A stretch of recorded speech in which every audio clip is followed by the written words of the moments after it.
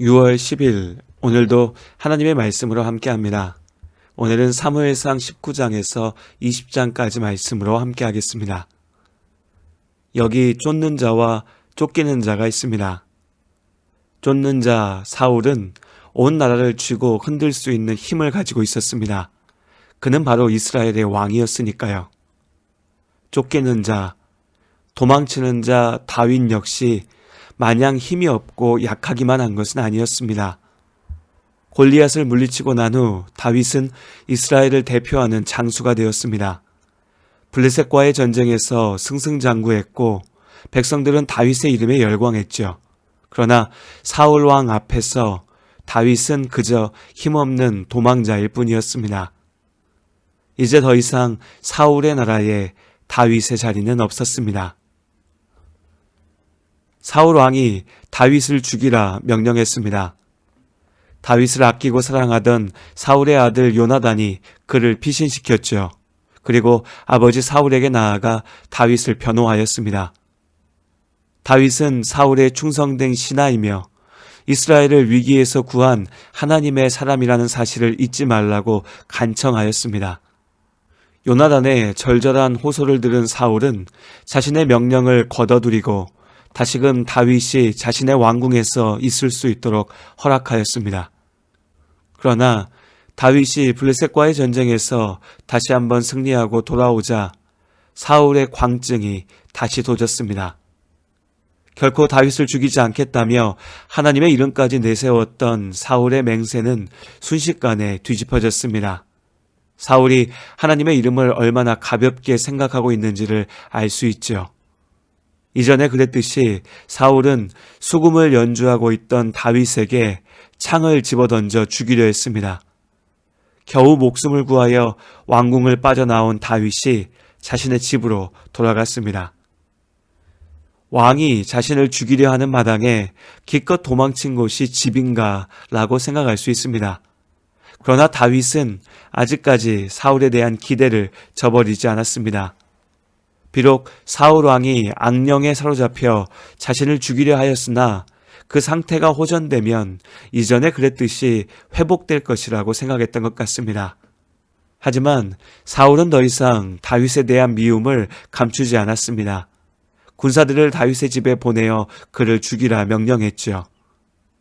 다윗의 집은 곧 그의 아내였던 미갈의 집이었습니다. 사울의 딸 미갈이죠. 다윗에 대한 질투와 분노에 눈이 먼 사울은 자기 딸의 인생을 망치는 짓을 서슴없이 저질렀습니다. 다행히 미갈의 도움으로 다윗은 도망칠 수 있었습니다.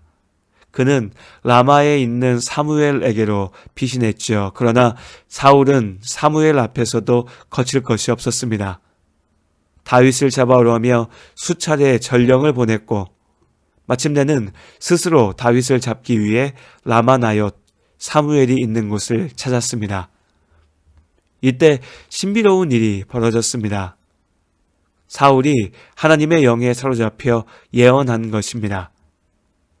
하나님의 영에 사로잡혔다 하니 사울이 회개하여 은혜의 자리로 돌아온 것이라고 오해할 수도 있습니다. 그러나 오늘 본문에서 말하는 모습은 그런 은혜로운 모습이 아닙니다.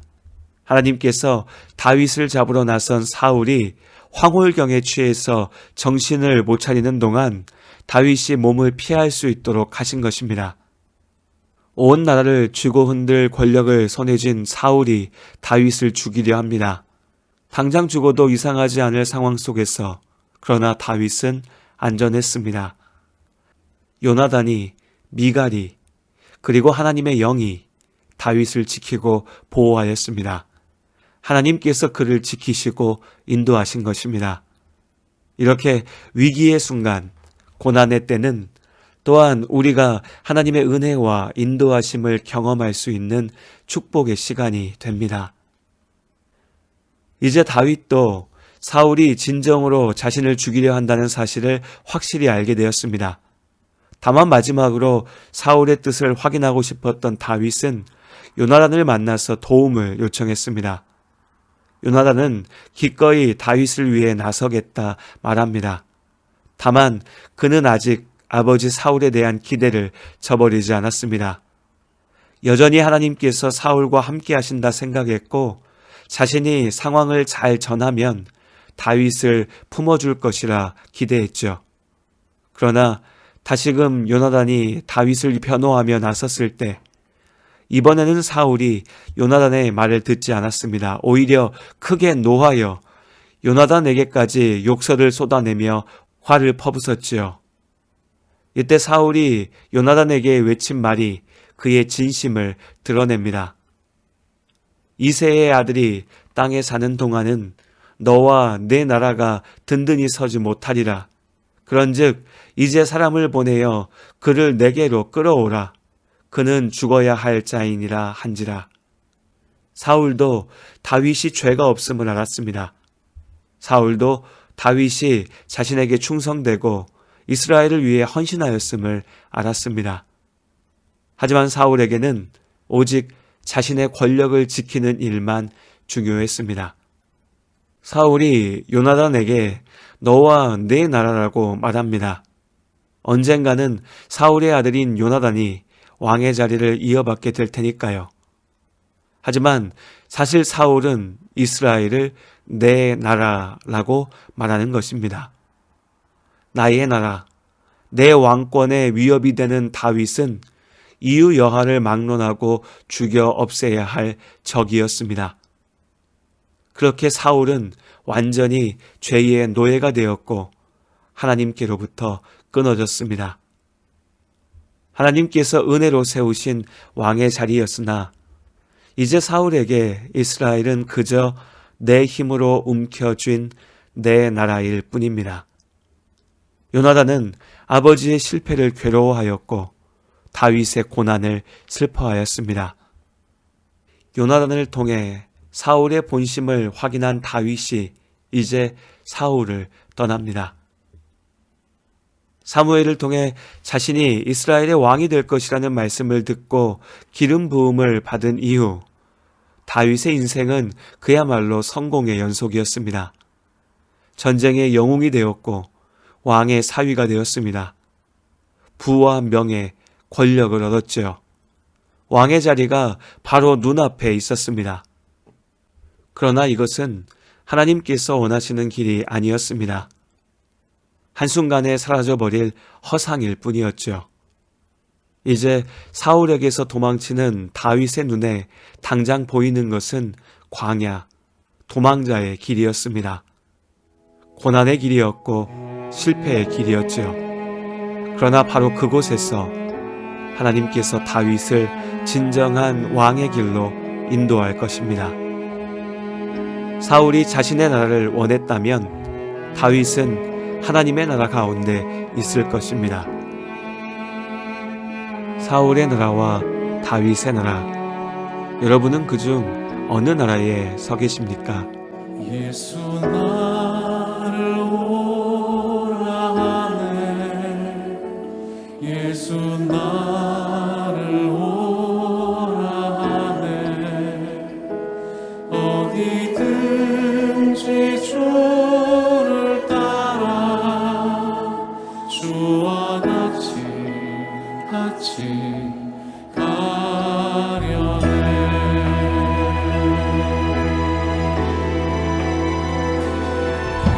겟세마네 동산까지 주